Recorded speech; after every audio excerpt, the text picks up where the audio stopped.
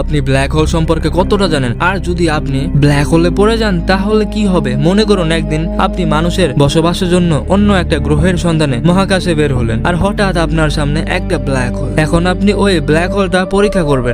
তখন কি আপনি বেঁচে থাকবেন? আপনি কিভাবে ওই ব্ল্যাক হোলের কাছ থেকে বেরিয়ে আসবেন? আর আপনি তখন কি অন্য মহাবিশ্বের শর্টকাট খুঁজে পাবেন ওই ব্ল্যাক হোলের মাধ্যমে? ব্ল্যাক এবং হোল হওয়া সত্ত্বেও আমাদের কাছে সেটা অচেনা। আইনস্টাইন তার আপেক্ষিক তত্ত্ব ভবিষ্যৎবাণী করেছিলেন কিভাবে ব্ল্যাক হোল তৈরি হয়। তিনি বলেছিলেন যখন একটি বিশাল নক্ষত্র মারা যায় তখন এটি একটি ছোট অবশিষ্ট রেখে যায়। যদি ওই ছোট অবশিষ্টটি সূর্যের ভরের চেয়ে 3 গুণ বেশি হয় তাহলে গ্র্যাভিটি নক্ষত্র ও অন্যান্য সমস্ত শক্তিকে তার দিকে টেনে নিবে, আর তখনই সেই নক্ষত্রটি ব্ল্যাক হোলে পরিণত হবে। মনে রাখবেন, একটি ব্ল্যাক হোল মোটেও একটি গর্ত নয়, বরং একটি ছোট্ট জায়গার মধ্যে প্রচুর পরিমাণে পদার্থ। পৃথিবীর তুলনায় সূর্যে 28 গুণ বেশি শক্তিশালী গ্র্যাভিটি রয়েছে।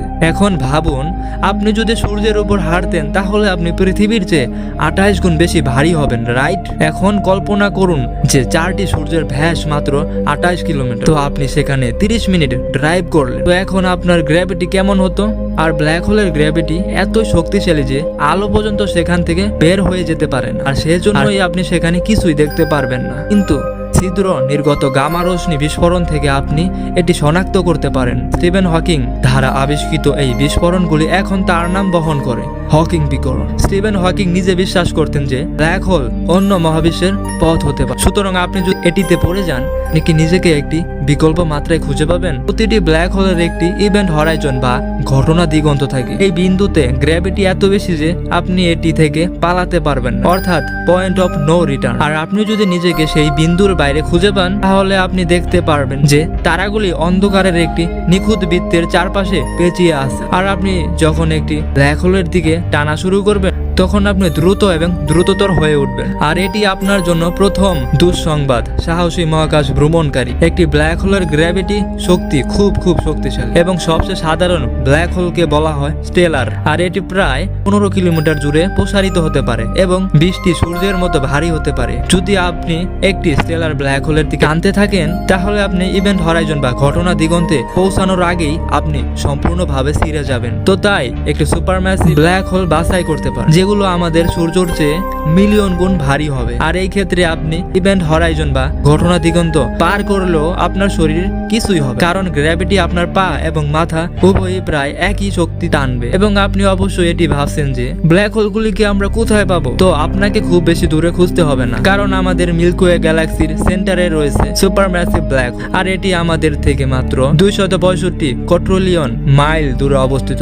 আর ভয় পাবেন না, কারণ এটা সূর্য বা আমাদের সৌরজগতের গ্রহগুলোকে তার দিকে টানবে না। কিন্তু এখনই আপনার সুটকেস গুলিকে প্যাক করে রওনা দেওয়ার জন্য প্রস্তুত হবেন না, কারণ ইভেন্ট হরাইজন বা ঘটনা দিগন্ত পার করা আমাদের জন্য একটি চ্যালেঞ্জ হবে। যাই হোক, ইভেন্ট হরাইজনের বাইরে আপনাকে পর্যবেক্ষণকারী একজন ব্যক্তি খুব ভিন্ন চিত্র দেখতে পাবে। আর আপনি যদি একটি ব্ল্যাক হোলে পড়ে যান তাহলে আপনি পৃথিবীর তুলনায় ধীর হয়ে যাবে। শেষ পর্যন্ত আপনি কখনোই ইভেন্ট হরাইজন পার করবেন না, কারণ একটি ব্ল্যাক হোলে স্থান এবং সময় এর ভূমিকা অদল বদল করে। ইভেন্ট হরাইজনে সময় থেমে থাকে, অন্যদিকে মহাকাশে বছরের পর বছর চলে যাবে। আপনি ব্ল্যাক হোল থেকে ঘুরে আসতে এবং পালাতে সক্ষম হবেন না, আপনি সময়ের মধ্যে ফিরে যেতে পারবেন না। এমনকি ব্ল্যাক হোল যদি শেষ পর্যন্ত মারাও যায় তাহলে আপনি বলতে পারবেন না যে সেটা কি ছিল। আর স্টিভেন হকিং অবশ্যই এমন একটি উপায় খুঁজে পেয়েছেন যাতে আপনার শরীরের তথ্য নষ্ট হবে না। তিনি বলেছিলেন, এই মহাবিশ্বে অসংখ্য বিকল্প মহাবিশ্ব রয়েছে। এর মানে বাস্তবে আপনি একটি ব্ল্যাক হোলে পড়েছেন, দ্বিতীয়টিতে সেখানে কোনো ব্ল্যাক হোল ছিল না। ইভেন্ট হরাইজন বা ঘটনা দিগন্তর বাইরে থেকে নিশ্চিত হওয়া অসম্ভব যে সেখানে একটি ব্ল্যাক হোল আছে কিনা, তা আপনি সেখানে না পড়া পর্যন্ত জানবেন না, রাইট? আর আপনি যদি ইভেন্ট হরাইজন পার করেন তাহলে সেখানে একটি ব্ল্যাক হোল ছিল। কিন্তু আপনি যদি এমন বাস্তবে হয়ে থাকেন যেখানে ব্ল্যাক হোলের অস্তিত্ব ছিল না তাহলে আপনি এখনো বেঁচে থাকবেন। তো এই ব্যাপারে আপনার কি মতামত তা জানিয়ে দিন কমেন্টে। আর ভিডিওটি ভালো লাগলে অবশ্যই একটি লাইক দিবেন এবং চ্যানেলে নতুন হয়ে থাকলে অবশ্যই বলবো সাবস্ক্রাইব করে পাশে থাকবেন এরকম আরো ইন্টারেস্টিং ভিডিও পেতে। তো দেখা হচ্ছে অন্য কোনো এক ইন্টারেস্টিং ভিডিওতে, ততক্ষণের জন্য আল্লাহ হাফেজ।